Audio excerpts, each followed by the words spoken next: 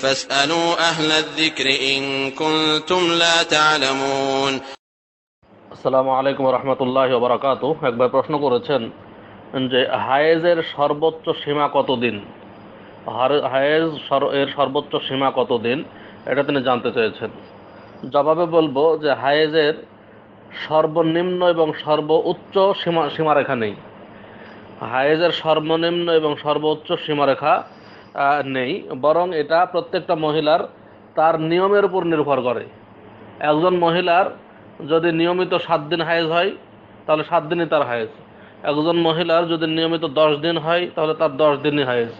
একজন মহিলার যদি নিয়মিত 3 দিন হয় তাহলে তার 3 দিনই হায়েজ।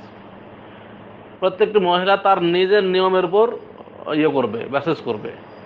কিন্তু অনেক মহিলা দেখা যাবে যে যাদের নিয়ম ঠিক থাকে না, কোনো মাসে 2 দিন, কোনো মাসে 5 দিন, কোনো মাসে 3 দিন, এভাবে ঠিক থাকে না। তখন তার কিছু পার্থক্য করতে হবে। তখন তার হায়েজের রক্ত পার্থক্য করতে হবে। দেখতে হবে হায়েজের রক্ত এবং ইস্তেহাজা, এই দুইটা জিনিস রয়েছে যে হায়েজের বাইরেও মানুষের মহিলাদের রক্তক্ষরণ করা হয়, যেটা ইস্তেহাজা। তখন রক্ত পার্থক্য বুঝতে হবে। রক্ত পার্থক্য কি? 1 নাম্বার, রং দেখতে হবে। হায়েজের রক্ত যদি হয়, হায়েজের রক্তের রং হবে কালো। কিন্তু ইস্তেহাজা দেখা যাবে স্বাভাবিক যে রক্ত, সেই রক্তের মতো রক্ত বের হইলে জানতে হবে যেই দিন থেকে সেই রক্তের মতো রক্ত বের হচ্ছে সেটা হায়েজ নয়, সেটা ইস্তেহাজা। আর ইস্তেহাজা অবস্থায় সালাত সিয়াম সবই জায়েজ, স্বামী স্ত্রী মিলনও জায়েজ ইস্তেহাজা অবস্থায়। কিন্তু হায়েজের রক্ত যদি পার্থক্য আছে, হায়েজের রক্ত গাঢ় গাঢ় এবং ইস্তেহাজার রক্ত হবে স্বাভাবিক রক্তের মতো। অতএব স্বাভাবিক রক্তের মতো রক্ত বের হইলে সেটা জানতে হবে সেটা হায়েজ নাই। 2 নাম্বার, যে হায়েজের রক্ত হবে গাঢ়, হায়েজের রক্ত হবে গাঢ়, একটু ঘন হবে।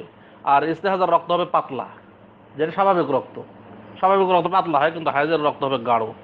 একটা হলো হায়েজের রক্তের রং হবে কালো, আর ইস্তেহাজার রক্তের রং হবে লাল, যেটা স্বাভাবিক রক্তের মতো। আর 2 নম্বরে হায়েজের রক্ত হবে গাঢ়, ইস্তেহাজার রক্ত হবে পাতলা।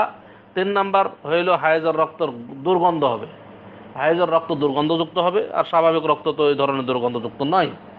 এটা হলো পার্থক্য। দুর্গন্ধ কিনা দেখতে হবে। হায়েজের রক্ত গাঢ় হবে সেটা দেখতে হবে গাঢ় কিনা।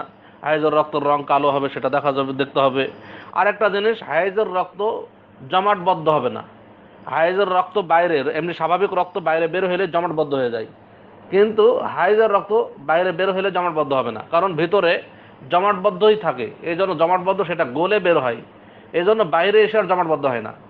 কিন্তু স্বাভাবিক রক্ত বের হইলে যেহেতু ভিতরে তরল অবস্থায় থাকে, বাইরে বের হলে তার জমাটবদ্ধ হয়ে যায়।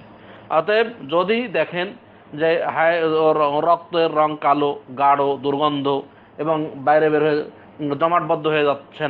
জমাটবদ্ধ হচ্ছে না, তাহলে জানতে হবে এটা হায়েজ।